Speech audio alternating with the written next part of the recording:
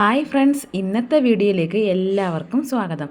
അപ്പോൾ നമ്മൾ ഇന്ന് വന്നിരിക്കുന്നത് സർപ്പപ്പോള എന്ന ചെടിയെ പരിചയപ്പെടുത്താനാണ്. സർപ്പപ്പോള ചെടിയെ എല്ലാവർക്കും അറിയാം, പക്ഷേ ഇതിൻ്റെ ഗുണങ്ങളൊന്നും മിക്ക ആളുകൾക്കും അറിഞ്ഞുകൂടാ. അപ്പോൾ ഇതിൻ്റെ ഗുണങ്ങളെല്ലാം പറഞ്ഞ് ഈ സസ്യത്തിനെക്കുറിച്ചുള്ള സവിശേഷതകളും പറയുന്നൊരു വീഡിയോ ആണ് ഇന്നത്തെ വീഡിയോ. അപ്പോൾ നമ്മുടെ ഈ ചെടി നാട്ടിൻപുറങ്ങളിൽ ധാരാളം കണ്ടുവരുന്നതാണ്. വേലിക്കരികിൽ, റോഡരികിൽ അങ്ങനെയൊക്കെയുള്ള സ്ഥലങ്ങളിൽ ധാരാളം ഈ ചെടി കണ്ടുവരും. സർപ്പപ്പോളയുടെ ഏറ്റവും വലിയ സവിശേഷതയാണ് ധാരാളം ഓക്സിജൻ തരുന്നത്. നമുക്ക് ധാരാളം ഓക്സിജൻ തരുന്ന ഒരു ചെടിയാണിത്.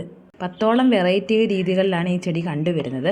പിന്നെ ഇത് റോഡരികിലോ വേലിക്കരികിലോ അങ്ങനെയൊന്നും അല്ല ഇത് വളരേണ്ടത്. നമ്മുടെ വീട്ടിൽ തന്നെയാണ് വളരേണ്ടത്. വീട്ടിൽ എന്ന് പറഞ്ഞാൽ വീടിനകത്ത് വെക്കുന്നതാണ് ഏറ്റവും ഉത്തമം. പകൽ സമയങ്ങളിൽ വീടിന് പുറത്തും രാത്രി സമയങ്ങളിൽ വീടിനകത്തുമാണ് ഈ ചെടി വെക്കേണ്ടത്. രാത്രി സമയങ്ങളിൽ ഇതിൻ്റെ ഹോൾസ് ഓപ്പണായി ഇത് നമുക്ക് ഓക്സിജൻ തരുന്നു. പകൽ സമയങ്ങളിൽ ഇതിൻ്റെ ഹോൾസ് അടഞ്ഞിരിക്കുകയുള്ളൂ. പിന്നെ ശ്വാസം മുട്ടൽ, ആസ്മ ഇങ്ങനെയുള്ള രോഗികൾക്കാണ് ഏറ്റവും കൂടുതൽ ഈ ചെടി ഉത്തമം. ഇതിൻ്റെ ഓക്സിജൻ ധാരാളമായി കിട്ടുന്നതുകൊണ്ട് അവർ കിടക്കുന്ന മുറിയിൽ ഈ ചെടി 2ഓ 3ഓ ചെടികൾ കൊണ്ടുവന്ന് വെച്ചാൽ ധാരാളം ഓക്സിജൻ ലഭിക്കുന്നതാണ്.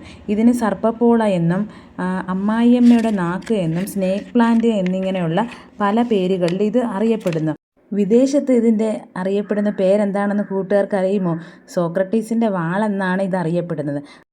ഈ ചെടിയുടെ അരികിൽ ഒരു മഞ്ഞ കളർ പോലെ വരുന്നത് കൊണ്ടാണ് നമ്മൾ ഇതിനെ സർപ്പപ്പോള എന്ന് പറയുന്നത്. ഇപ്പോൾ നമ്മൾ സ്നേക്ക് പ്ലാന്റ് എന്നാണ് ഇതിനെ കൂടുതലും അറിയപ്പെടുന്നത്. അപ്പോൾ ഇതെല്ലാവരും ഇപ്പോൾ വീട്ടിൽ മേടിച്ച് വയ്ക്കുകയാണ് ചെയ്യുന്നത്. നഴ്സറികളിൽ ധാരാളമായി കിട്ടുന്ന ചെടിയാണിത്. ഈ ചെടി പിടിക്കുന്നതിനായിട്ട് ഇതിൻ്റെ തണ്ട് മുറിച്ച് വെച്ചാൽ പോലും ഇതിൽ നിന്നും വേര് ഉണ്ടാകുന്നതാണ്. ശ്വാസതടസ്സത്തിന് ഉത്തമ ഔഷധമായ ഈ ചെടിക്ക് വേറൊരു ഗുണം കൂടെ. ചെവി വേദനയ്ക്കും ഒരു ഉത്തമ ഔഷധമായിട്ടാണ് ഇത് കരുതുന്നത്. അപ്പോൾ സർപ്പപ്പോളയുടെ സവിശേഷതകളും ഗുണങ്ങളും അറിയാത്ത കൂട്ടുകാർക്ക് അറിയാൻ സാധിച്ചതിൽ വളരെയധികം സന്തോഷം. അപ്പോൾ എല്ലാവർക്കും ഇന്നത്തെ വീഡിയോ ഇഷ്ടമായെന്ന് വിചാരിക്കുന്നു. പുതിയൊരു വീഡിയോയുമായി ഞാൻ വീണ്ടും വരുന്നതായിരിക്കും. ഇതുവരെ സബ്സ്ക്രൈബ് ചെയ്യാത്ത കൂട്ടുകാർ സബ്സ്ക്രൈബ് ചെയ്ത് ലൈക്കും ഷെയറും കമൻറ്റും ചെയ്യണം. അപ്പോൾ ഓക്കെ, ബൈ ബൈ.